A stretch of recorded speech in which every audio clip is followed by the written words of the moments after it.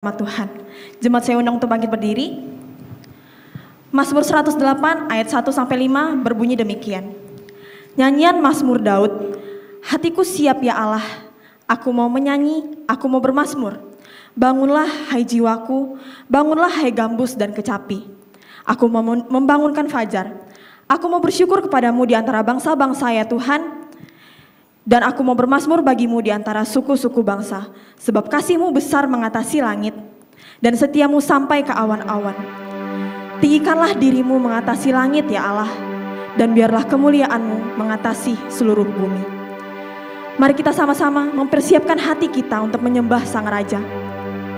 Hanya kasih-Nya yang besar mengatasi langit, kemuliaan-Nya mengatasi bumi. Sama-sama kita mau katakan, hatiku siap membangunkan fajar. Bangunlah hai jiwaku,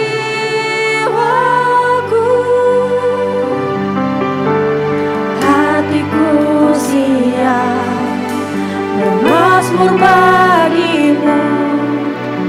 Bangunlah hai jiwaku, hatiku siap membawa syukurku. Bangunlah hai jiwaku. Hatiku siap membawa syukurku. Bangunlah hai jiwaku. Hatiku siap menyembah Sang Raja. Bangunlah hai jiwaku. Bangunlah hai jiwaku. Bangunlah hai jiwaku. Bangunlah hai jiwaku. Sebab kasih-Mu besar mengatasi langit, dan setia-Mu sampai ke awan. Tinggikanlah dirimu mengatasi langit, dan kemuliaan-Mu mengatasi bumi.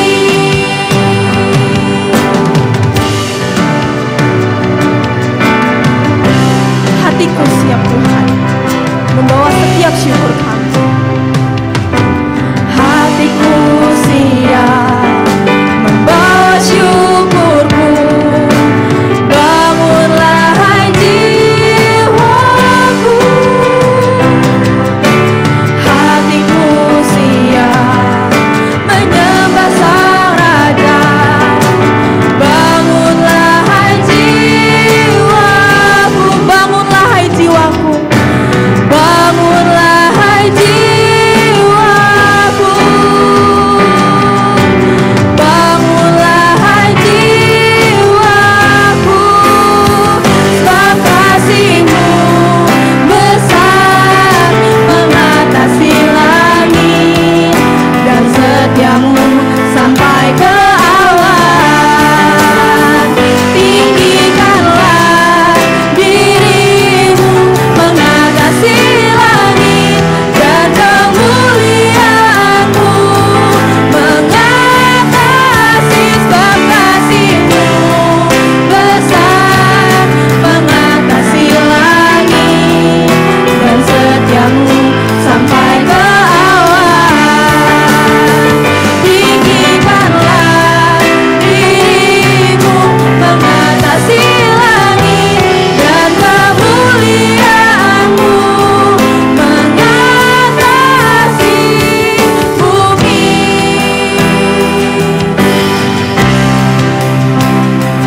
Kami bawa hati kami Tuhan menyembah Sang Raja. Kiranya hanya nama Tuhan yang ditinggikan, hanya kasih-Nya yang begitu besar dalam hidup setiap kita. Kita mau sama-sama katakan, tinggikanlah dirimu mengatasi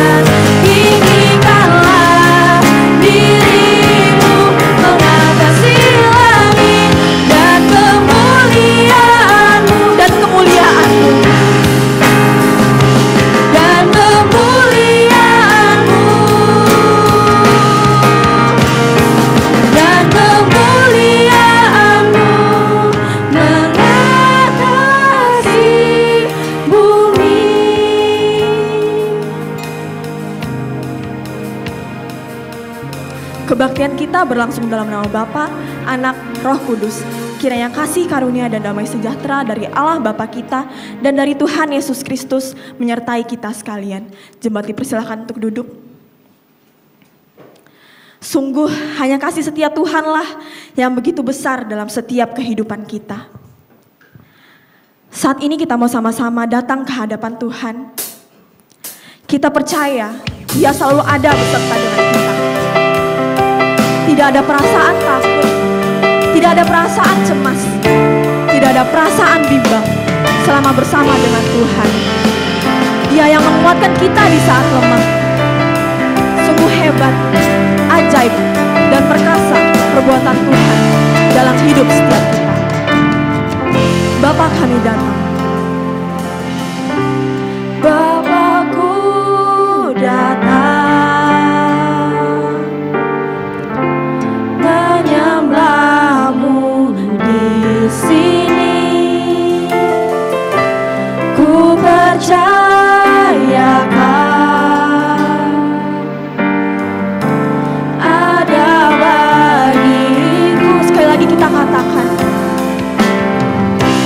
Bapakku datang menyembahmu di sini. Ku percayakan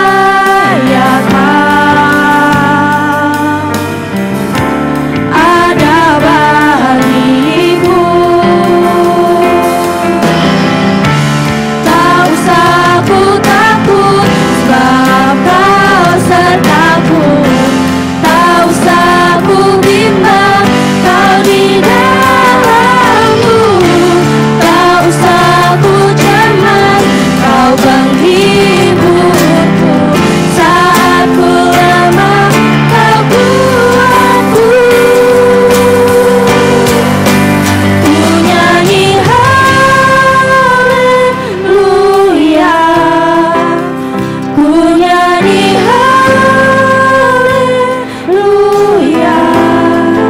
Sungguh Kau hebat, ajaib perkasa perbuatanmu di hidupku.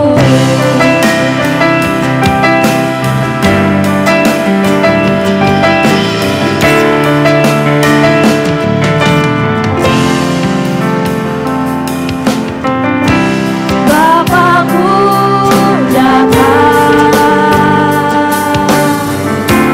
menyembahmu di sini.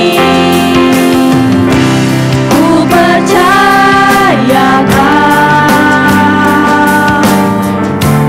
ada bagiku. Tak usah kami takut Tuhan. Tak usah ku takut sebab Kau sertaku. Tak usah ku bimbang, Kau di dalamku. Tak usah ku cemas, Kau penghiburku. Saat ku lemah, Kau kuatku. Kita katakan, ku nyanyi haleluya, ku nyanyi haleluya. Sungguh Kau hebat, ajaib perkasa perbuatanmu. Ku nyanyi haleluya, ku nyanyi haleluya. Sungguh Kau hebat, ajaib perkasa perbuatanmu. Dengan sungguh-sungguh kita katakan, ku nyanyi haleluya, ku nyanyi haleluya, ku nyanyi haleluya. Sungguh Kau hebat, ajaib perkasa perbuatanmu.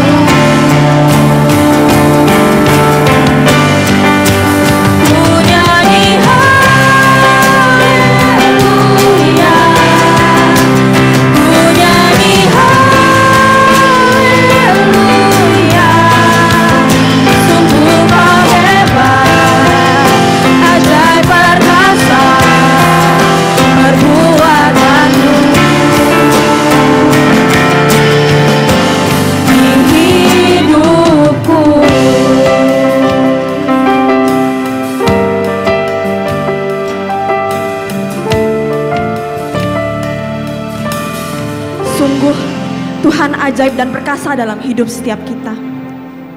Saat ini kita mau sama-sama merenungi setiap kebaikan Tuhan. Meski terkadang apa yang kita bayangkan dalam hidup kita tidak sesuai dengan kenyataan. Kita kemudian berputus asa, kita kecewa, bahkan ada yang kecewanya kepada Tuhan. Kita lupa dengan setiap kebaikan Tuhan, kita menjauh daripada Tuhan.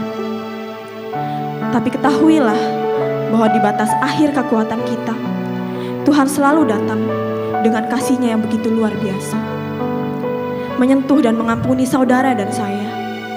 Kita sama-sama percaya bahwa sampai saat ini Tuhan selalu menolong setiap kita, menyertai kita, memaafkan kita, menunggu kita untuk selalu berserah kepadanya.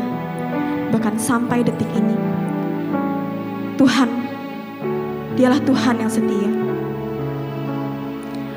Hanya Tuhanlah yang dapat kami andalkan di setiap waktu. Engkau mendengar setiap doa yang belum terucap. Engkau mengerti bahasa air mata kami, Tuhan. Sama-sama kita katakan. Saat ku berjalan, kasih-Mu menerangi langkahku. Takut bimbang, karena ku tahu Kau bersamaku. Kau lebih tahu yang terbaik bagiku. Kau lebih sanggup pulihkan hidupku. Ku berserah, ku percaya, hanya Yesus penolong yang setia. Saat ku berjalan,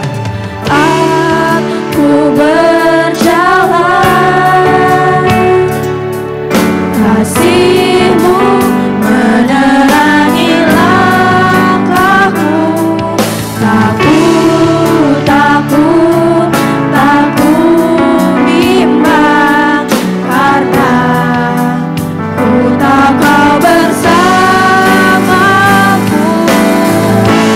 Kau lebih tahu yang terbaik bagiku. Kau lebih sanggup pulihkan hidupku. Ku berserah, ku percaya, hanya Yesus penolong yang setia. Hanya Tuhan yang bisa kami andalkan, penolong kami yang setia, yang lebih baik daripada segalanya.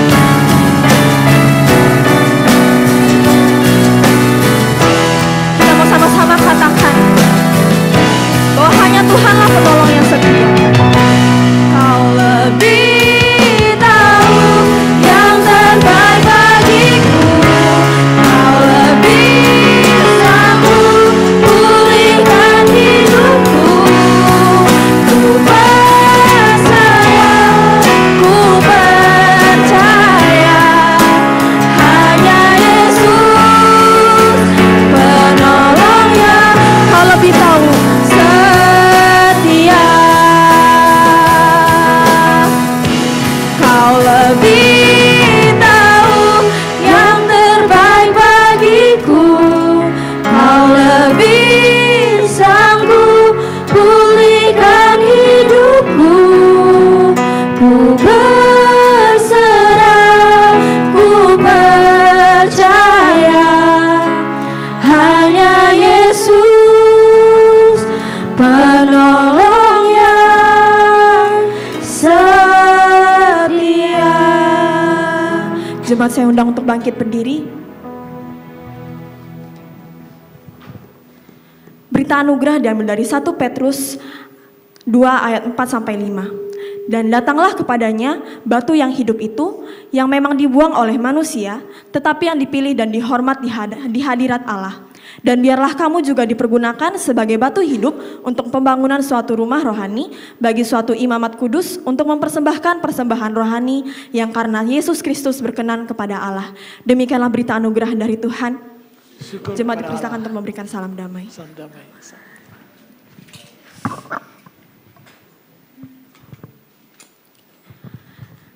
Karena kasih Tuhan kita dilayakkan untuk menerima setiap firman dan kebenarannya.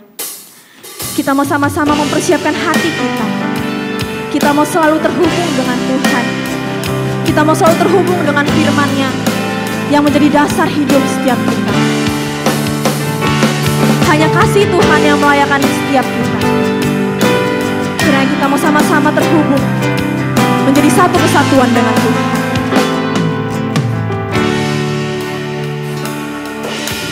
Kasih-Mu layakkan seluruh hidupku, mampukan ku melakukan yang Kau inginkan. Tak bisa ku terlepas, Kau menggenggam tanganku, ingin lebih mengenal pribadi-Mu.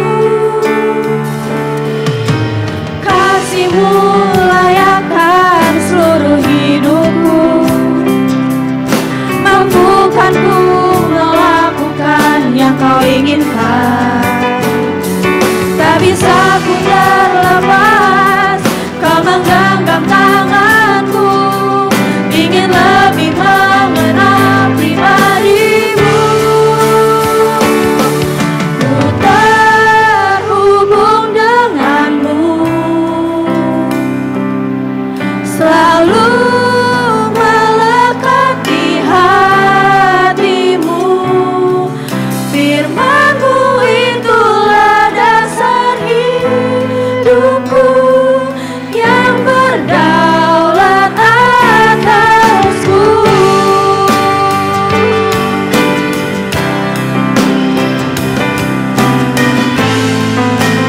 Kasih-Mu melayakkan setiap hidup kami. Kasih-Mu layakkan seluruh hidupku, mampukan ku melakukan yang Kau inginkan. Tak bisa ku terlepas, Kau menggenggam tanganku, ingin lebih mengenal pribadi-Mu. Ku terhubung dengan-Mu, selalu melekat di hati-Mu. Firman-Mu itulah dasar hidupku, yang berdaulat atas. Ku terhubung dengan-Mu, selalu melekat di hati-Mu. Firman-Mu itulah dasar hidupku, yang berdaulat atasku. Hanya firman Tuhan yang berlaut di setiap kehidupan kita. Kami mau sama-sama dilayakkan oleh Tuhan. Kami mau sama-sama terhubung dengan Tuhan. Kami mau selalu melekat di hati Tuhan. Berikan kami hikmat untuk bisa mendengarkan firman Tuhan dan melakukannya di setiap kehidupan kita. Hanya kasih Tuhan yang begitu luar biasa. Kasih Tuhan yang menghubungkan kita dengan Tuhan.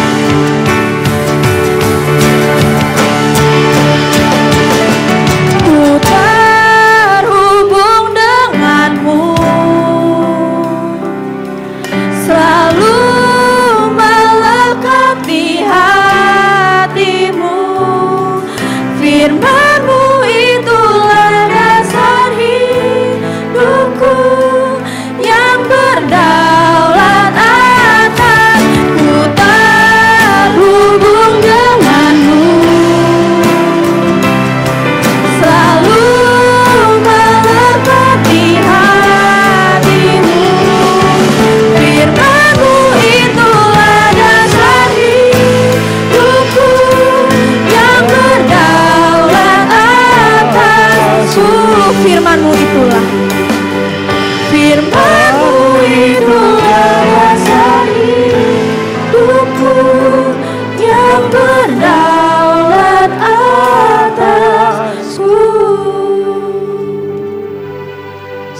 duduk saudara-saudara yang kasih Tuhan.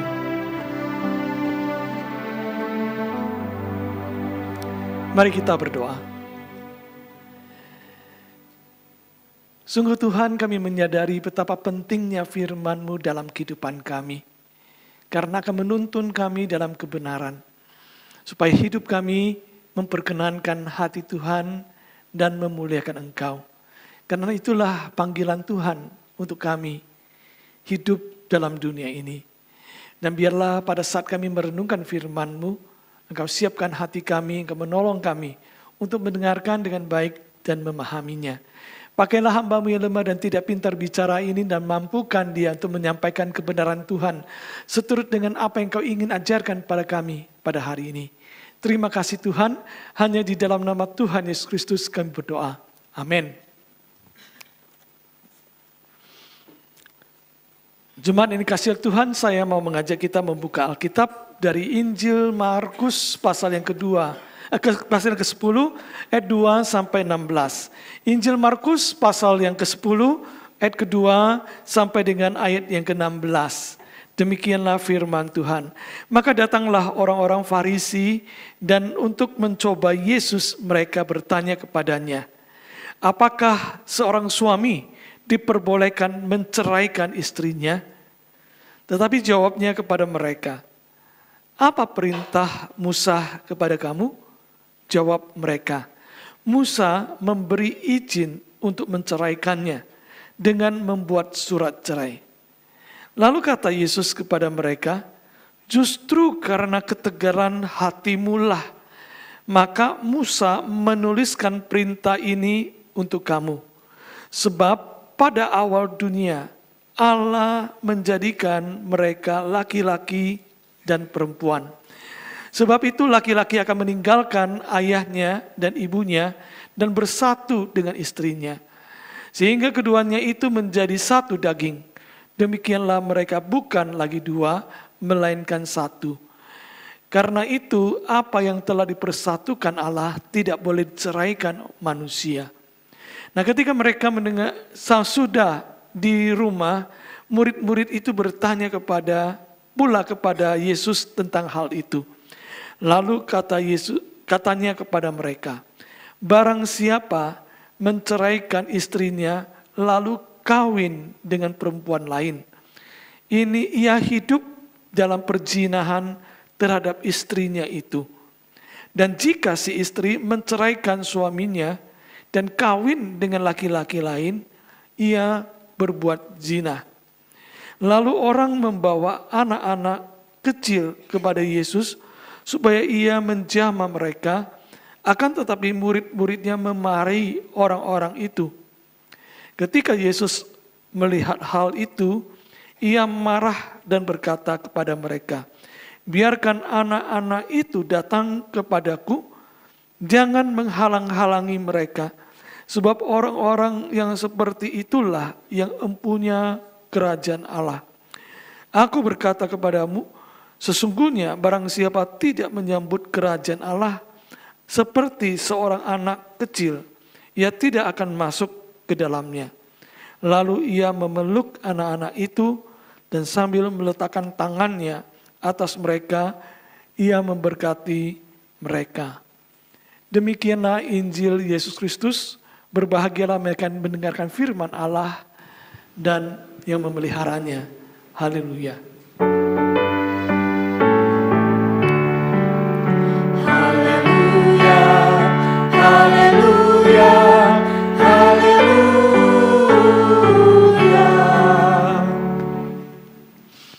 Selamat siang ibu-ibu dan bapak-bapak ini kasih Tuhan. Dan juga saudara-saudara sekalian. Saudara yang dikasihi Tuhan, kita memasuki bulan keluarga.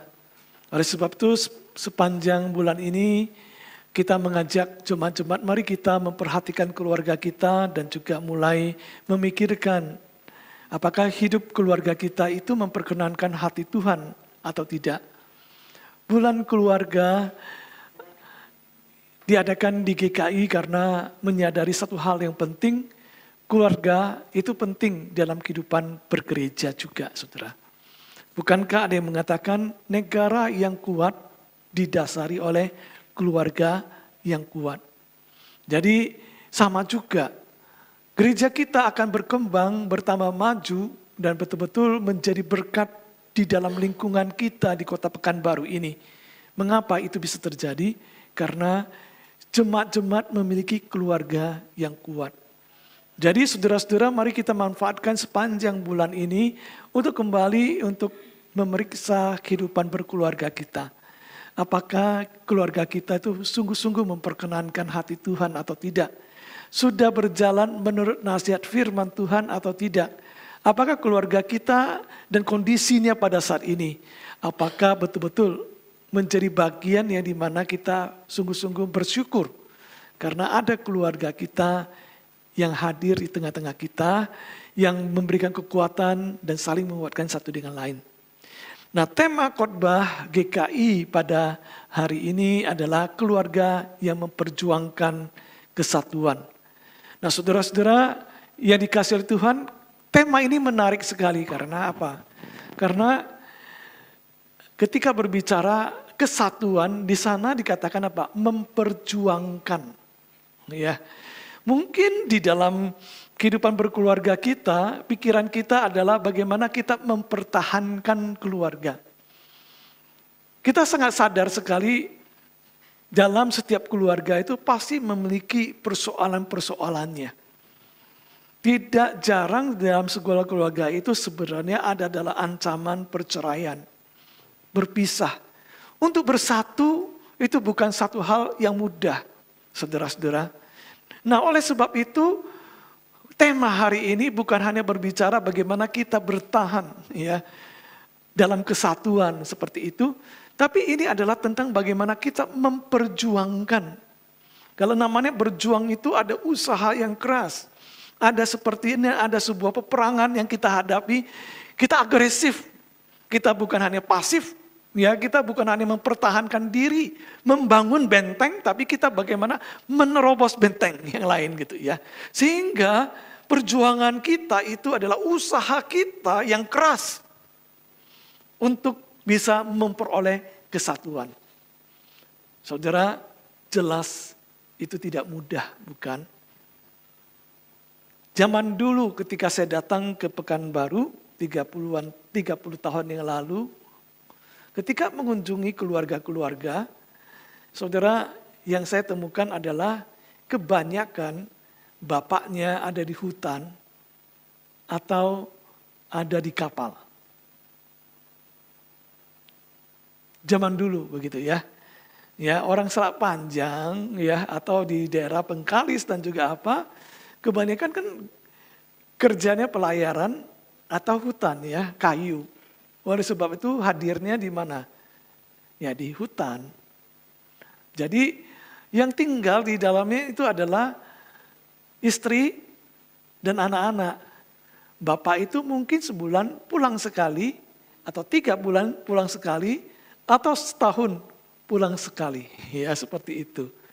Jadi itu kondisi yang sering bisa dijumpai. Ya pasti tidak semua keluarga seperti itu. Tapi kita dapat menemukan banyak sekali keluarga-keluarga yang ketika kita jumpai ternyata bapaknya tidak ada di dalam keluarga. Nah saudara-saudara yang dikasihi Tuhan, tentu yang kondisi yang seperti ini kita sadar ya. Suami dan istri yang berpisah jauh itu godaannya sangat banyak sekali di dalamnya. Nah gambaran zaman dulu waktu berbicara tentang keluarga yang satu itu, kita melihat persoalannya apa? Persoalannya karena salah satu anggota keluarganya tidak bersama. Seperti itu. Nah, zaman sekarang mungkin gambaran yang sering mungkin pernah saya sampaikan sudah berbeda, saudara-saudara. Sekarang ini bapak, ibu, dan anak-anak itu ya tetap sama begitu ya, bersama-sama seperti ini, tinggal bersama-sama. Tapi persoalannya sekarang bukan lagi bersama gitu ya persoalannya. Tetapi persoalannya adalah walaupun bersama apakah mereka bersatu enggak? Apa gambarannya saudara-saudara? Gambarannya adalah kita melihat pada zaman sekarang ini makan sama-sama keluarga kan gitu ya. Ketika kumpul bersama-sama dalam satu keluarga, pergi ke restoran, pergi makan begitu. Secara fisik kita hadir ini. Ya, si Bapak bilang, ayo kita doa.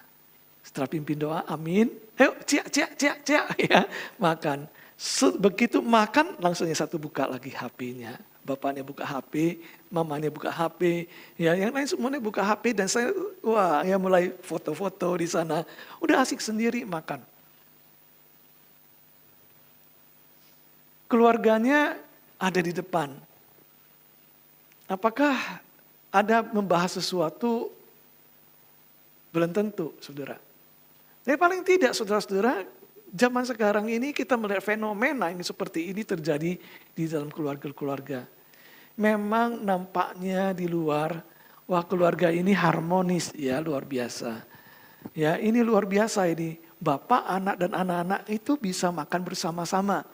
Kita bisa mall bersama-sama, tapi sebenarnya hatinya nggak ada di sana. Saudara-saudara, kita menghadapi ancaman-ancaman. Seperti mungkin kita bisa juga pernah dapat kiriman yang mengatakan HP ya merubah ya perilaku manusia dengan luar biasa. HP ini saudara, betul enggak? Menghilangkan komunikasi di depan mata kita. Karena kita berkomunikasi dengan yang tidak ada di depan mata. Seperti itu. Membuat banyak perubahan dalam kebudayaan dan cara hidup kita. Sama juga di dalam pengaruh terhadap keluarga-keluarga yang ada pada saat ini. Maka tema ini saudara-saudara kembali mengingatkan pada kita. Keluarga itu penting buat kita. Oleh sebab itu bukan hanya mempertahankan keluarga, tapi kita diajak untuk memperjuangkan kesatuan. Artinya ayo kita enggak hanya pasif, tapi kita aktif. Ayo bukan kita hanya menantikan perubahan, tapi kita yang menciptakan perubahan. Itu namanya memperjuangkan. Nah saudara, untuk memperjuangkan kesatuan itu saudara, bagaimana kita belajar dari bacaan kita pada hari ini. Nah waktu kita membaca bacaan ini, wah mungkin kita terkejut sekali ya dengan kata-kata yang keras daripada Tuhan Yesus berbicara tentang pernikahan. Tetapi saudara-saudara, hari ini saya tidak sedang mau memfokuskan ya berbicara isi dari apa yang Yesus katakan di dalam bagian ini tentang cerai dan kawin lagi. Kan ini kan, cerai dan kawin lagi. Ya biarlah kita membaca bagian ini sudah mengerti enggak maksud Tuhan seperti itu. Tapi waktu kita berbicara memperjuangkan kesatuan, dalam bagian ini apa yang akan kita dapatkan untuk dapat betul-betul menjadi keluarga yang memperjuangkan kesatuan, saudara. Ada 3 hal yang ada di dalam bagian ini yang saya berpikir yang perlu ada di dalam perjuangan kesatuan kita, saudara. Yang pertama adalah kata ketegaran hati. Kamu. Yang kedua adalah kehendak Tuhan. Yang ketiga adalah mewaspadai. Urutan yang kita baca ayat 2 sampai dengan ayat yang ke-16, paling tidak waktu kita berbicara, kita memperjuangkan kesatuan ini, ada 3 hal ini yang sedang Yesus bicarakan kepada kita gitu ya. Yang pertama adalah ketegaran hati atau keinginan manusia yang kuat, saudara. Orang Farisi pada saat itu datang mencoba Yesus kan dikatakan di sana, dengan sangat jelas sekali. Saudara-saudara, lalu mereka mengangkat soal perceraian. Karena hukum Musa mengizinkan itu, hukum Musa ya saudara ya. Maka Yesus bertanya, karena ini adalah apa? Pengujian dan ingin menjatuhkan Yesus kan begitu ya. Dan mereka berharap Yesus langsung berkata tidak atau bagaimana mereka akan menyerang Yesus pada saat itu. Lalu Yesus bertanya, apa kata Musa tentang hal ini? Dia kata Musa, boleh cerai, yang penting dikasih surat cerai. Kan begitu ya. Nah saudara-saudara ini kasih Tuhan, tetapi apa jawab Yesus? Yesus mengatakan Kenapa kok Musa mengeluarkan ini? Karena ketegaran hatimu. Ketegaran atau bahwa engkau sebenarnya menyadari kebenarannya. Tapi tetap ingin melakukannya. Itu namanya tegar kan? Menegarkan hatimu. Untuk mewujudkan keinginanmu. Karena orang Israel itu memaksa Musa, oleh sebab itu akhirnya Musa keluarkan aturan yang seperti itu. Saudara yang dikasih oleh Tuhan, apa yang kita dapatkan dalam bagian ini? Dalam bagian ini, perceraian itu terjadi, sebenarnya faktor yang terbesar adalah kekerasan hati manusia. Karena keinginan manusia itu sendiri. Mengapa sulit dalam sekolah keluarga itu mempertahankan atau memperjuangkan kesatuan? Karena anggota keluarganya punya keinginan yang kuat mempertahankan dirinya. Mempertahankan egonya dan ingin melaksanakan keinginannya, saudara. Itu yang terjadi di dalamnya, saudara. Mungkin karena itu kita lebih suka masuk dalam keadaan status quo, saudara. Kita biarkan semuanya itu dan seolah-olah itu gak ada masalah. Kita seolah-olah menganggap ini no problem. Untuk apa? Mempertahankan keinginan kita terwujud.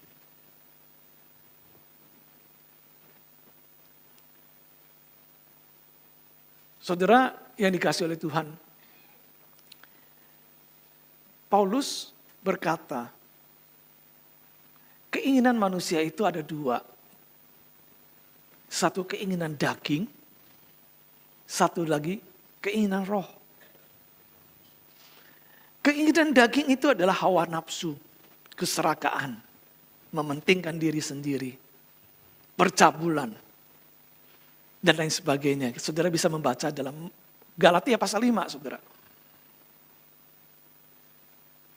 Di dalam diri kita itu ada dua keinginan, saudara. Ada keinginan daging dan ada keinginan roh. Yang terus membuat kita terus berperang di dalam diri kita. Dan Paulus juga bilang begitu. Sering sekali apa yang aku kehendaki lakukan justru aku tidak lakukan. Maksudnya adalah melakukan keinginan roh. Keinginan roh itu apa? Kasih, sukacita, lemah lembut, kemurahan. Kan begitu ya. Sering sekali keinginan roh itu sebenarnya itu kehendak saya ingin jalankan. Tapi justru yang saya lakukan adalah dosa.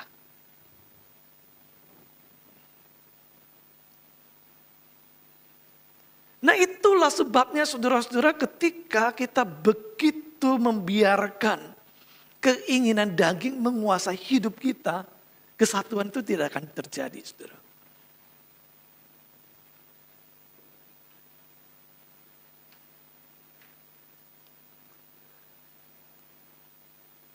Pernah satu kali ada seseorang datang kepada pastornya. Dia beragama Katolik. Dia ingin menceraikan istrinya. Karena dia bermaksud menikah lagi. Oleh sebab itu dia berkata, minta izin cerai. Ya, biasanya seperti itu ya. Nah saudara, pasti baik Katolik maupun pendeta gak akan bilang boleh kan kayak gitu ya. Lalu kemudian dia ngotot. Dan pastornya berkata, ini bukan kehendak Tuhan. ini adalah kehendak manusia. Lalu waktu dia sampaikan kepada yang lain, dia masih dengan jujur menyampaikan, pastorku mengatakan, ini adalah kehendak manusia. Ini adalah keinginan manusia, bukan keinginan Tuhan. Lalu apa yang terjadi, saudara? Keinginan manusia itu lebih kuat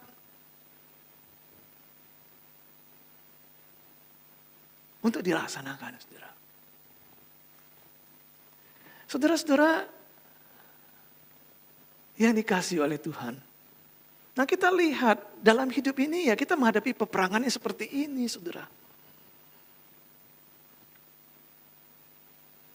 Sebenarnya waktu mau kita terapkan itu bukan karena kita nggak sadar itu salah. Tapi keinginan itu begitu kuat. Yakobus kan berkata ya, kita jatuh dalam berbagai pencobaan itu karena apa? Keinginan, saudara. Oleh karena keinginan itulah yang membuat kita jatuh. Tapi jangan berpikirannya soal itu saja. Pernikahan saja, enggak, saudara. Kita jatuh oleh keinginan-keinginan yang lain juga kan, saudara. Coba saudara-saudara, kita lihat ketika bicara harta, saudara. Kata orang, laki-laki itu jatuh karena 3 ta kan gitu ya. Apa? Harta, wanita, dan tahta kan gitu ya. Jadi kalau enggak jatuhnya di harta, dia jatuhnya di tahta. Kalau dua-duanya enggak jatuh ya wanita. Kan begitu kan, seperti itu. Jadi ibu-ibu sadar itu ya. Berjuanglah ya, karena laki-laki itu banyak kelemahannya. Ya.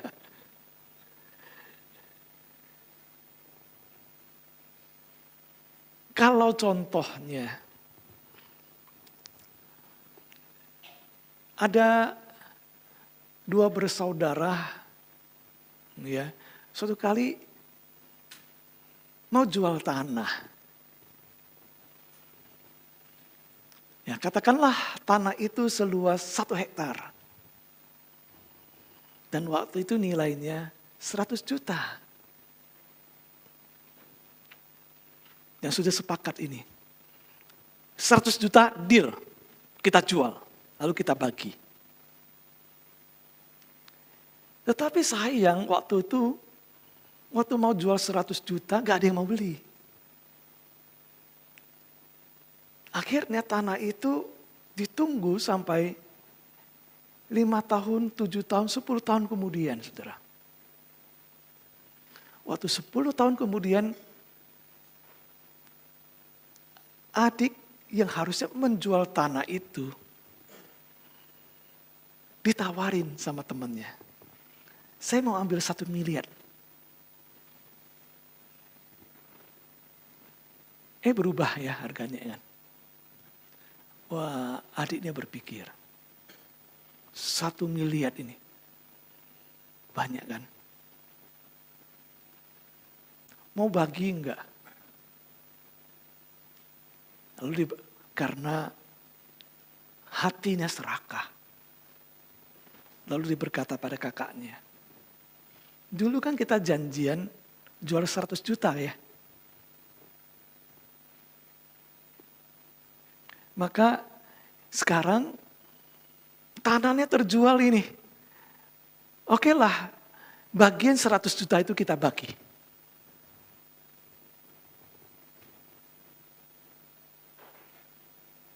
Atau gini aja, saya beli tanah ini 100 juta.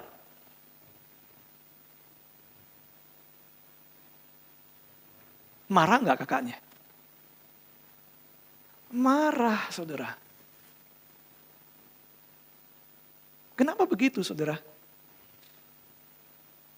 Adiknya bilang, dulu kan kita jalan janji mau jual 100. Kalau bisa dapat lebihnya kan kehebatan saya dong. Itu masuk akal katanya. Tapi kakaknya bilang gak begitu.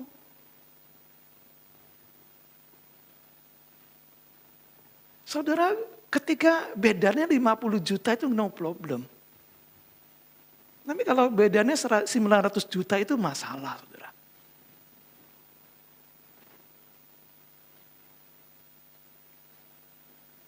Apa sebabnya sih?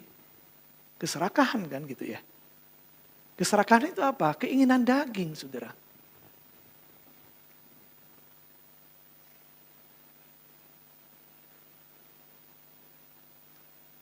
Nah kalau keadaan seperti ini, apakah masih baik hubungannya? Pasti gak baik, saudara.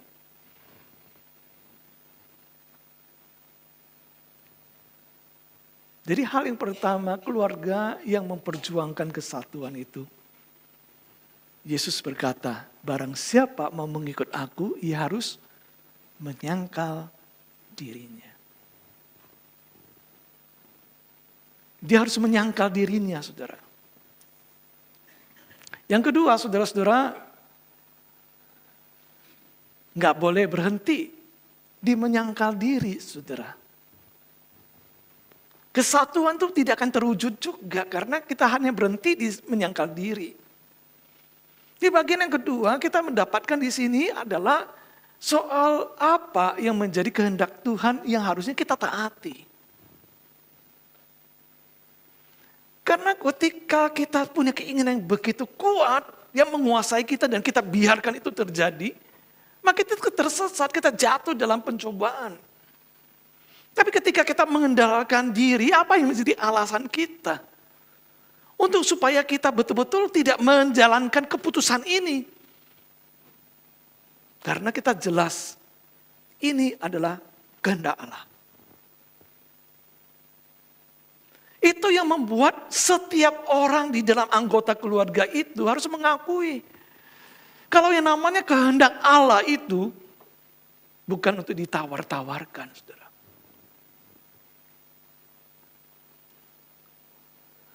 Yesus berkata, kan kamu tidak sadar bahwa ini adalah kehendak Allah yang harus kamu taati. Bukan untuk ditawar-tawarkan.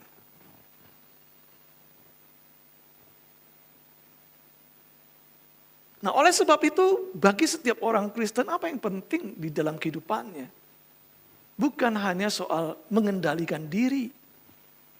Tapi dia harus punya kesediaan taat pada kehendak Tuhan. Contohnya saudara, ini contoh. Ini hanya cerita ya saudara ya. Kalau seandainya kita dapat cuan yang banyak. Apa yang terjadi kalau kita dapat cuan yang banyak? Dapat uang yang banyak. Wah ini berkat Tuhan luar biasa. Mungkin kita mimpi. Pertama, ganti mobil. Selama ini hanya naik Brio. Ya. Nah, cuannya banyak ini. Ganti. Gak usah yang mahal-mahal. Alphard aja. Terus ngomong sama anak-anak. Ya, Papa dapat cuan banyak ini, puji Tuhan. Oleh sebab itu, kita ganti mobil. Kita ganti Alphard aja. Ya. Nanti Mama akan naik mobil Ioniq 6. Iya. Wah senang ya. Wah anak-anak senang ya. Nanti kalian dijemput pakai Ioniq 6. Ya. Keren kan masuk ke sekolah apa segala ya. Mama yang akan antar jemput kalian. Ya. Wah anak-anak senang sekali ya pada hari ini. Rasanya rumah kita sudah terlalu kecil. Ya, kita harus bikin yang lebih besar ya. Di sana ada tanah, kita bangun ya. Yang baru, yang 3 lantai. Ya, kamu 1 lantai, Papa dan Mama 1 lantai. Ada kolam berenangnya Ya, di sana. Wah, kita sudah mimpi di sana kerjakan. Betul, kita wujudkan. Sampai akhirnya semuanya kita kerjakan, uangnya pun habis. Cuan kita pun sudah dipakai di sana semua. Kita senang sekali dan merasakan, ya, kali ini kondisi keluarga saya sudah diperbaiki, saudara. Saudara, kalau kita jalankan seperti ini, bagaimana saudara? Bagus? Ada yang gini, nah, yang mana ini saudara?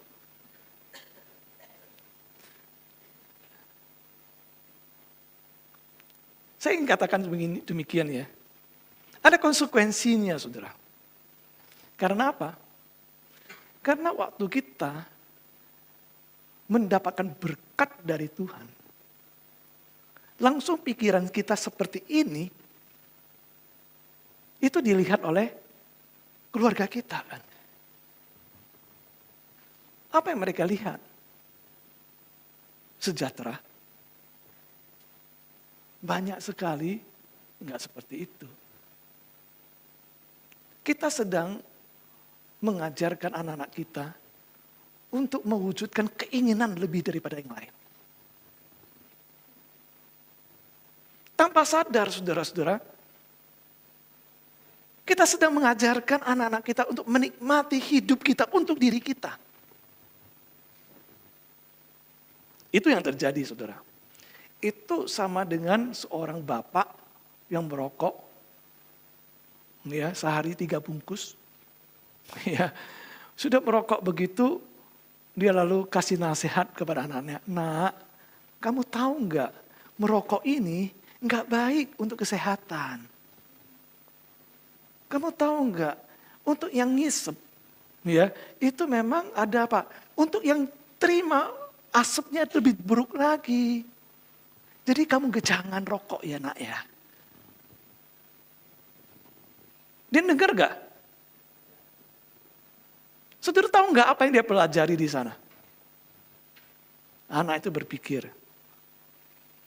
ternyata ya gak boleh merokok itu waktu kecil. Nanti kalau saya besar, saya juga akan merokok. Dan saya akan ajarkan anak saya, "Nak, kamu jangan merokok. Nanti saya besar, saya rokok." Saudara jangan berpikir loh, berpikir ajaran yang baik itu diterima dengan baik. Enggak. Karena yang mereka lihat itu apa yang kita perbuat kan saudara. Apa yang diajarkan ada beberapa hal yang akan mereka terima saudara. Tidak selalu seperti apa yang kita inginkan saudara. Mungkin anak itu akan belajar ini, bapakku itu munafik kalau anaknya sudah remaja. Begitu ya. Kalau mereka sudah kritis, ini bapaknya munafik, hanya bisa ngomong begitu. Tapi kelakuannya nggak seperti itu.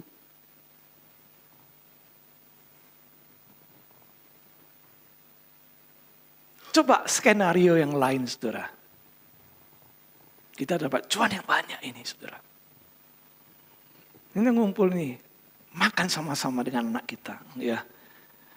Hari ini kita cari restoran yang bagus. Ya, karena cuan papa banyak, salah nggak salah kan gitu ya. Namanya juga cerita saudara ya. Nah saudara, wah masuk di sana. Ya. Kita ingin bersyukur pada Tuhan ini. Karena hari ini papa dapat cuan banyak ini. Nah tapi, papa pikir ya, kita mau perbaiki keadaan keluarga kita. Tetapi, kalau dipikir-pikir hanya perbaiki keluarga itu rasanya masih kurang. Ini kan pemberian Tuhan ya. Bagaimana kalau kita ambil 1/10-nya? Sebagian. Kita persembahan aja buat pembangunan gereja. Gereja kan kita nggak selesai kan bangunnya kan? Gitu ya. Nah gitu kan? Gitu ya, di belakang kan 2 tahun udah berhenti tuh. Kita kasih. Oh kita bantu juga pelayanan-pelayanan dalam gereja. Ada orang miskin. Nah kita sisihkan dulu. Lalu yang ini, ayo bagaimana kita manfaatkannya? Saudara-saudara, kalau seandainya kita jalankan skenario yang kedua, apa yang akan terjadi, saudara?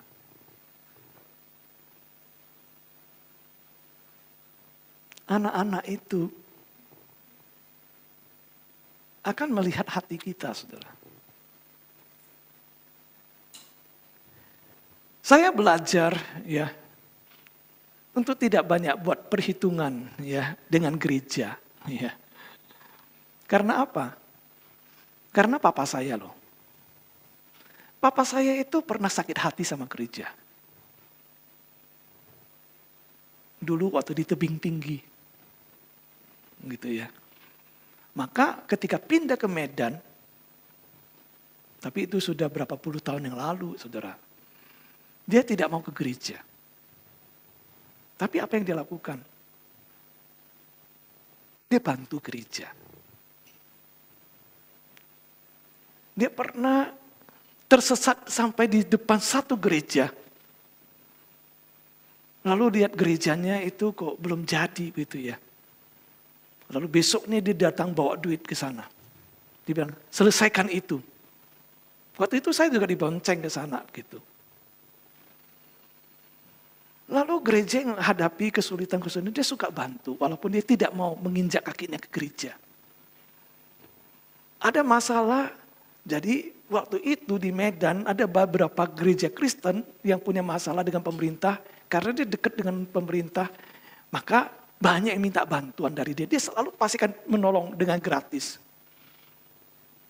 Dia gak pernah ngajar kami itu mengatakan, kalian harus kasih persembahan, gak usah banyak perhitungan, enggak. Tapi apa yang mereka lakukan itu membuat kita itu belajar sesuatu.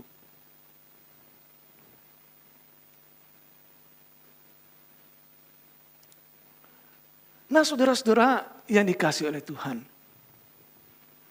Demikian juga saudara-saudara. Kehendak Tuhan itu harus dihidupkan dan diperlihatkan. Bagaimana ketaatan kita itu perlu keluarga kita lihat. Nah, saya berpikir kita perlu belajar bersama-sama di dalam hal ini, saudara. Bukan soal kita mengatakannya. Tapi ini ada soal apakah engkau dan saya melakukannya dan keluarga kita sadar enggak? Kita sedang bergumul dengan melakukan kehendak Tuhan. Karena perbuatan berbicara lebih keras daripada kata-kata. Bagaimana kita belajar untuk menundukkan diri kita? Karena yang membuat kita sulit itu kesombongan kita. Harga diri kita. Kita merasa diri di atas. Gak mungkin salah. Itu yang membuat kenapa kok anak-anak kita, keluarga kita gak belajar tentang hal itu.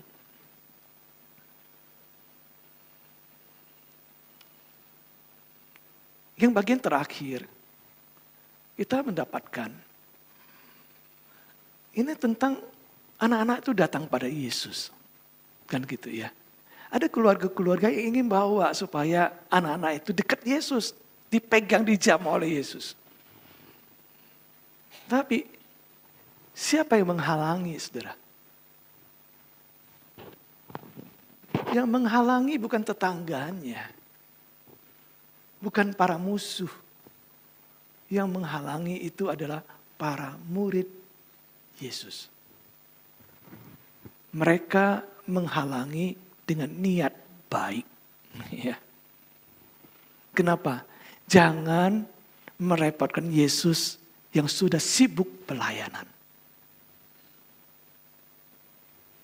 Saudara-saudara, kadang-kadang niat baik itu menghalangi, saudara.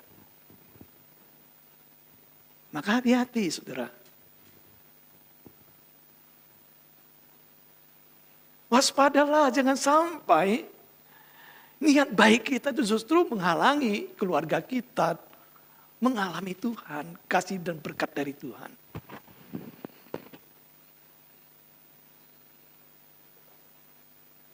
Kita harus betul-betul merasakan gitu ya. Dan punya keinginan yang kuat di mana keluarga kita itu hidup dengan taat pada kehendak Tuhan.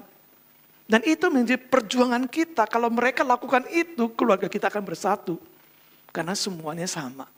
Melakukan apa yang Tuhan inginkan. Saudara yang dikasihi oleh Tuhan. Mari hari ini, apa yang ingin saya sampaikan adalah, ayo kita menjadi saksi Tuhan. Dalam keluarga, yang penting itu bukan kemenangan diri. Yang penting itu adalah kemenangan Tuhan. Dalam keluarga itu adalah setiap orang sama-sama ingin tunduk pada kehendak Tuhan daripada kehendak dirinya. Nah, karena itu kita terus waspada. Jangan sampai niat baik kita itu justru menghalangi karena kita salah memahami. Maka kita terus belajar untuk menata, mencari apa sih kehendak Tuhan dalam kehidupan kita, dalam keluarga kita. Kehendak Tuhan itu apa? Supaya semua orang datang pada Dia kok. Setiap anggota keluarga kita itu dekat pada Tuhan.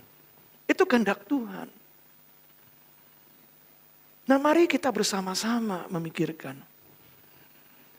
Saudara, akhir-akhir ini ada banyak remaja yang bunuh diri kan gitu ya.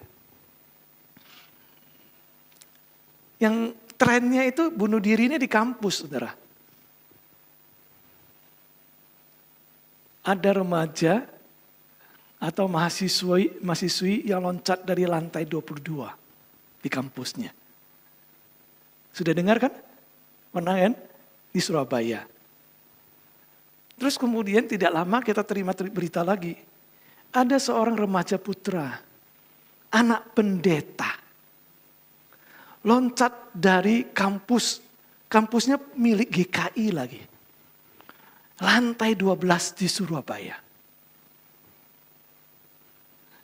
Lalu terakhir ini ada seorang mahasiswi loncat di lantai 4 di Jakarta, satu universitas.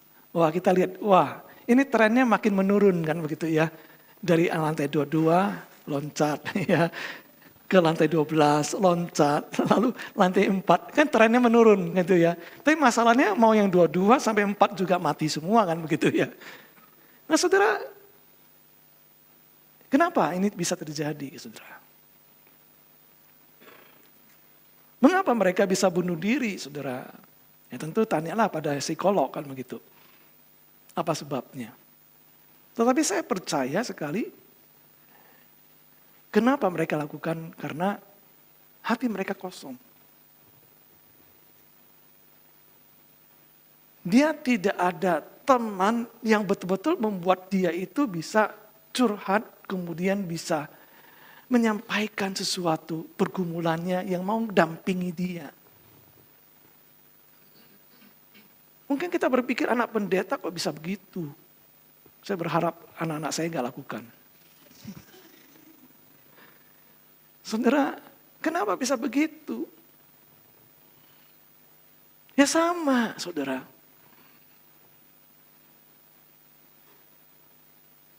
Jangan salah loh, banyak anak pendeta yang terabaikan loh. Karena keluarganya lebih perhatikan orang lain daripada anak sendiri gitu. Kan zaman sekarang ini anak sekolah pagi sampai malam kan, les ini les itu sampai pulang malam. Pendeta biasanya kan pelayanannya malam. Waktu dia ada di rumah atau ada waktu luang, anaknya gak ada. Anaknya di rumah, dia ada di gereja. Karena ada rapat, ada ini dan itu kan begitu. Terlalu sibuk di luar, anak terabaikan. Sehingga anak itu gak ada tempat untuk bisa bertukar pikiran, dikuatkan, diteguhkan. Hatinya kosong. Sebab saya percaya gak ada seorang pun yang normal itu mau menyakiti dirinya, ya saudara ya. Gak ada, saudara. Hanya yang gak normal itulah yang mau menyakiti dirinya, saudara. Hanya yang sakit secara mental itu yang mau sakiti dirinya. Kalau yang sehat secara mental siapa yang mau, saudara? Dan itu tidak terjadi karena putus cinta, saudara. Karena berkepanjangan.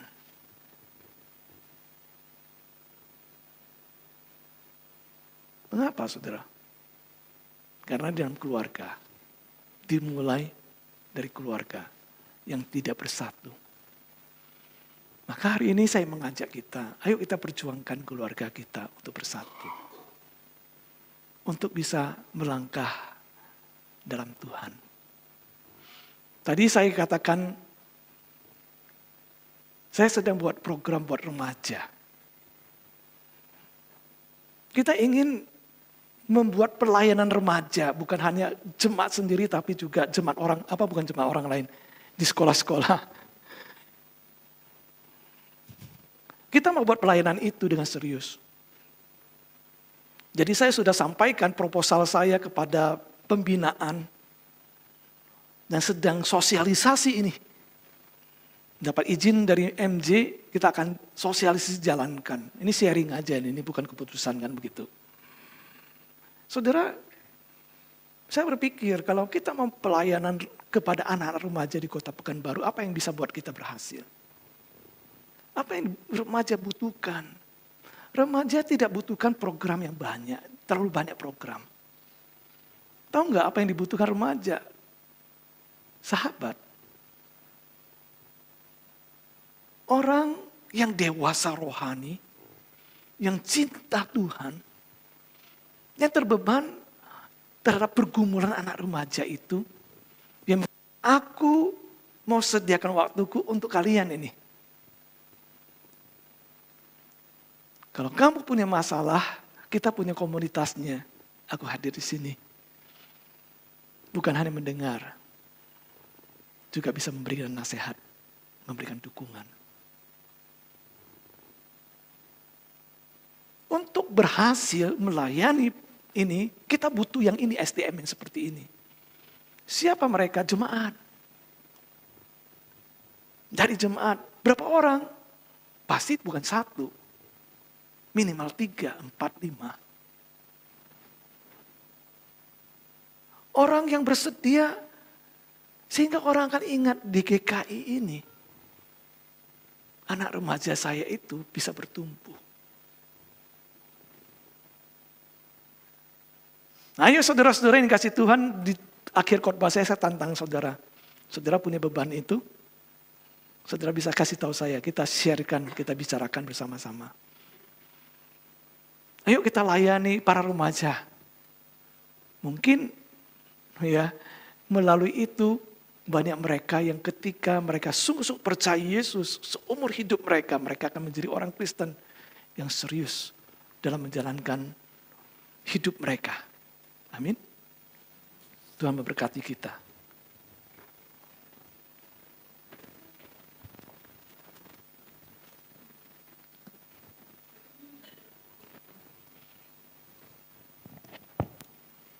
Jemaat diundang untuk bangkit berdiri. Marilah kita bersama dengan gereja dari segala abad dan tempat mengakui iman kita menurut pengakuan iman rasuli. Aku percaya kepada Allah, Bapa yang Maha Kuasa, Khalik langit dan bumi, dan kepada Yesus Kristus Tuhan yang dikandung daripada Roh Kudus, lahir dari anak darah Maria, yang berita sengsara di bawah pemerintahan Pontius Pilatus, disalibkan, mati dan dikuburkan, turun dalam kerajaan maut. Pada hari yang ketiga bangkit pula dari antara orang mati, naik ke surga, duduk sebelah kanan Allah, Bapa yang Maha Kuasa. Dari sana ia datang untuk menghakimi orang yang hidup dan yang mati. Aku percaya kepada Roh Kudus, gereja yang kudus dan am, persekutuan orang kudus, pengampunan dosa, kebangkitan orang mati, dan hidup yang kekal. Amin. Jemaat dipersilakan untuk duduk kembali. Mari kita berdoa.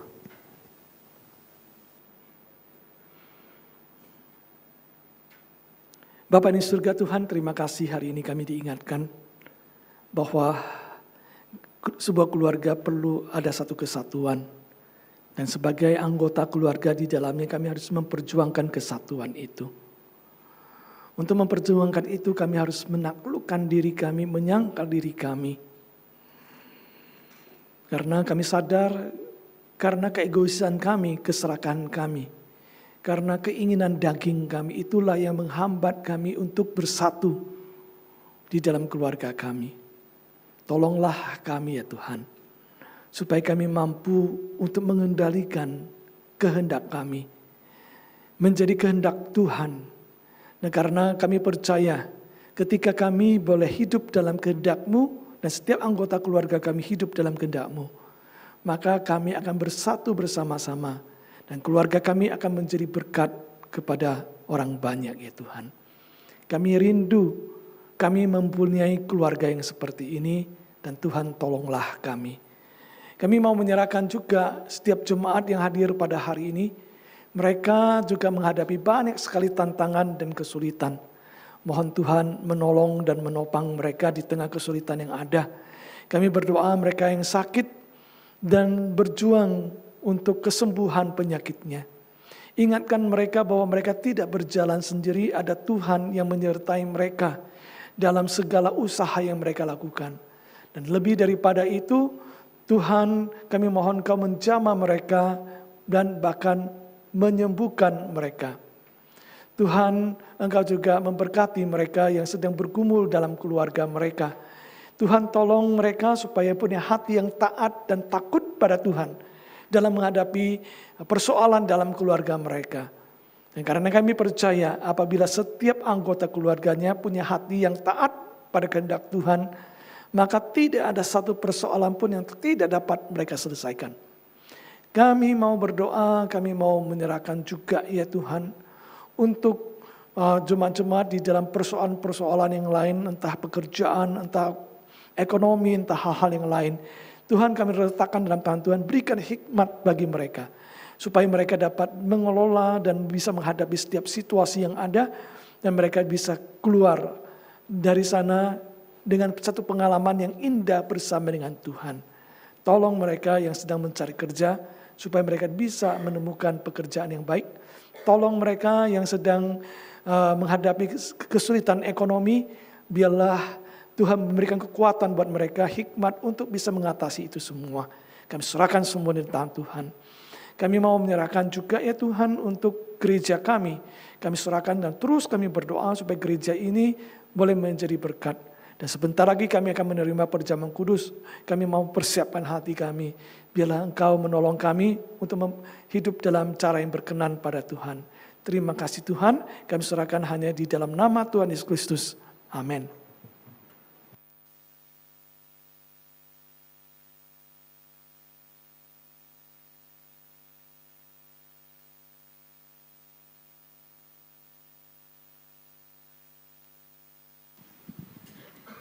Nats persembahan diambil dari Kolose 3 ayat 23. Apapun juga yang kamu perbuat, perbuatlah dengan segenap hatimu seperti untuk Tuhan dan bukan untuk manusia. Sebab tiada terukur besar kasih Tuhan kepada kita semua. Kita ingin memberikan persembahan kita sebagai ucapan syukur kepada Allah. Mari kita berikan yang terbaik dengan penuh dengan sukacita.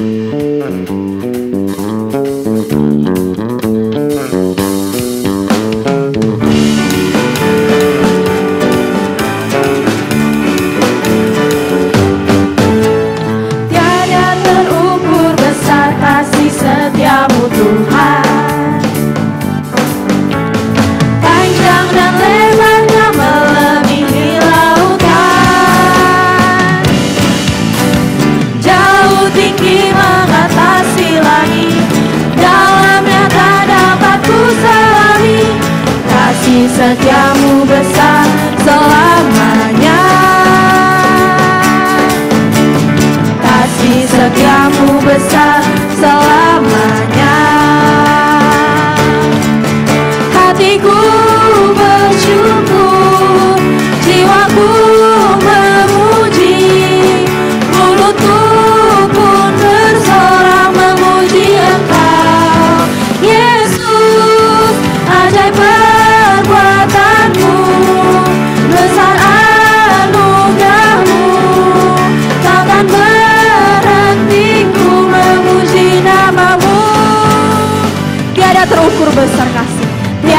terukur besar kasih setiamu Tuhan.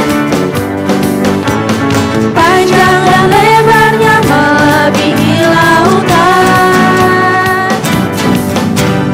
jauh tinggi mengatasi langit, dalamnya tak dapat ku selami.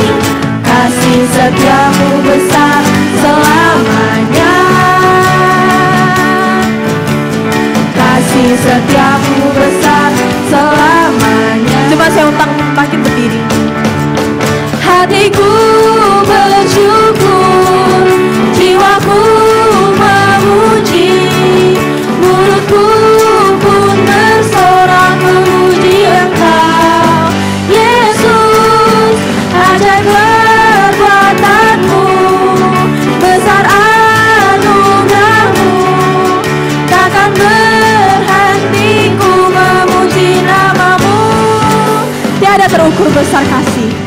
Tiada terukur besar kasih setiamu Tuhan. Panjang dan lebarnya melebihi lautan, jauh tinggi mengatasi langit, dalamnya tak dapat ku selami. Kasih setiamu besar selamanya, kasih setiamu besar selamanya. Kasih setiamu besar selamanya. Kasih setiamu besar selamanya, kasih setiamu besar selamanya. Mari kita bersatu dalam doa. Bapak, terima kasih untuk hari ini kami masih bisa bersyukur bersama-sama lagi. Inilah persembahan kami, apa yang kami punya sedikit dari persembahan kami ini, biarlah bisa membangun gerejamu. Terima kasih Tuhan, dalam nama Yesus kami berdoa. Amin. Silakan untuk duduk. Berikut ada laporan persembahan kegiatan mingguan periode 26 sampai 29 September 2024.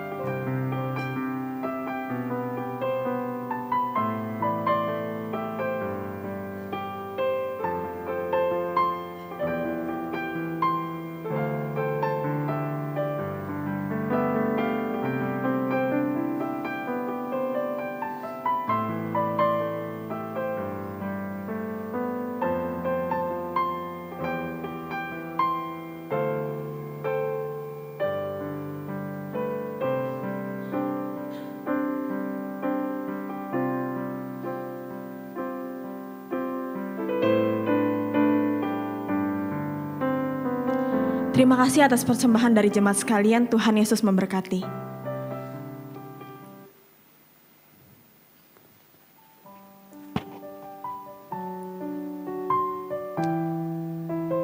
Sebelumnya saya ingin mengucapkan selamat datang dan selamat beribadah di GKI Pekanbaru. Untuk ibadah di GKI Pekanbaru ada 3 kali kebaktian.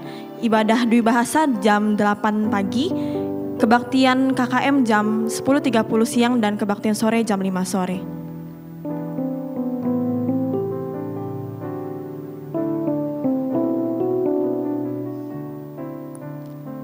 Selamat wisuda kepada Saudara Kevin Justin Octavian pada hari Minggu 29 September di Xiamen University, Malaysia.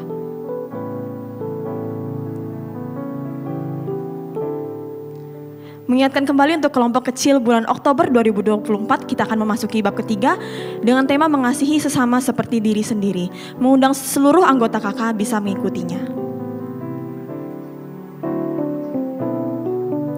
Untuk persekutuan doa Rabu setiap hari Rabu dan Rabu tanggal 9 Oktober jam 7.30 malam akan dilayani oleh Evangelis Joseph Lebani via Zoom maupun onsite, mengundang setiap jemaat untuk bersehati berdoa bersama.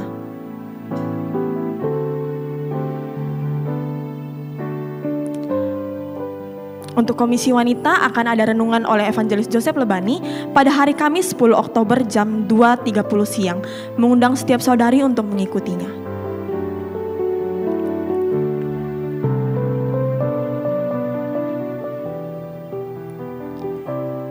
Kita juga ada doa pagi setiap hari Sabtu pagi, dan Sabtu pada tanggal 12 Oktober akan dilayani oleh Pendeta Armin Honggo jam 7 pagi via Zoom.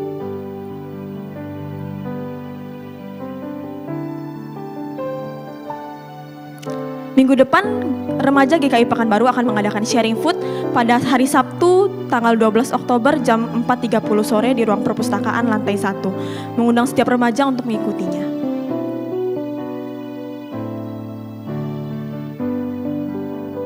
Untuk minggu depan tanggal 13 Oktober akan dilayani oleh Pendeta Joseph Lebani. Penginjil Joseph Lebani.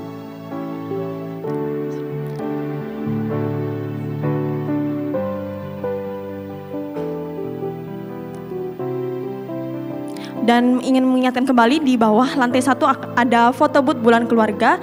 Dan setelah kebaktian Dwi Bahasa, KKM dan KU sore setiap jemaat diberikan kesempatan untuk berfoto di area yang telah disiapkan yang akan dikoordinir oleh panitia. Tanggal 13 Oktober. Untuk persidangan majelis jemaat pada hari Minggu 13 Oktober jam 1 siang. Harap menjadi perhatian bagi setiap majelis dan marilah kita setiap jemaat untuk bisa mendoakannya.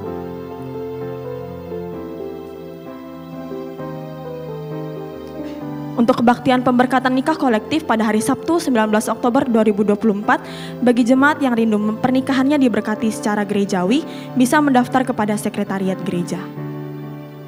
Mengingatkan kembali untuk pencatatan absensi ibadah online melalui aplikasi di GKI Pekanbaru di Play Store atau bisa menggunakan barcode di lantai 1 dan juga mendaftarkan ke fasilitator KK masing-masing.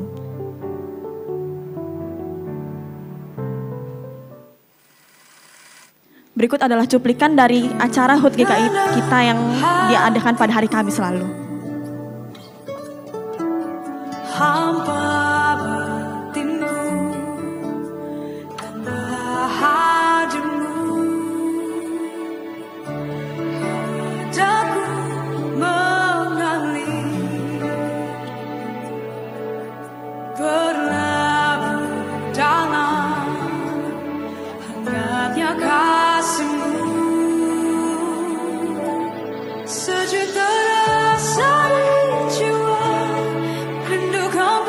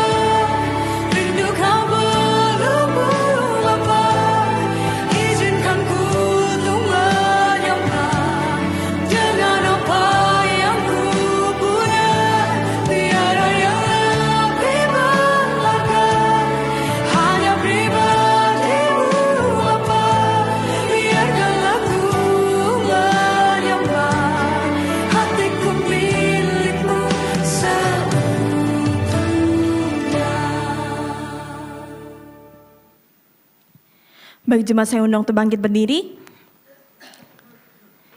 Kita sudah diberkati oleh firman Tuhan yang begitu luar biasa. Saat ini kiranya Tuhan memampukan kita untuk melakukan setiap kebenarannya. Kiranya kita dan seisi rumah kita, keluarga kita selalu diberi hikmat untuk bisa menjadi saksi Tuhan yang setia.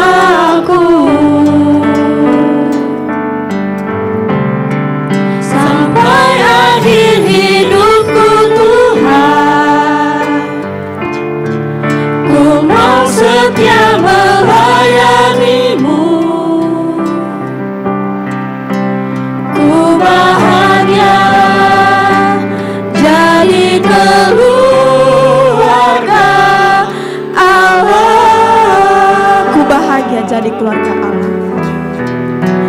Ku bahagia jadi keluarga Allah.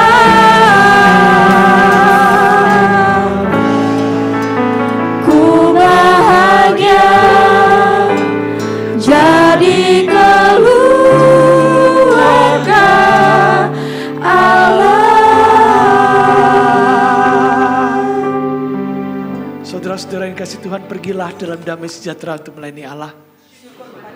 Dan terimalah berkat dari Tuhan. Kiranya kasih karunia dari Tuhan kita Yesus Kristus dan damai sejahtera dari Allah Bapa serta persekutuan Roh Kudus senantiasa menyertai saudara sekalian dari sekarang sampai selama-lamanya. Amin.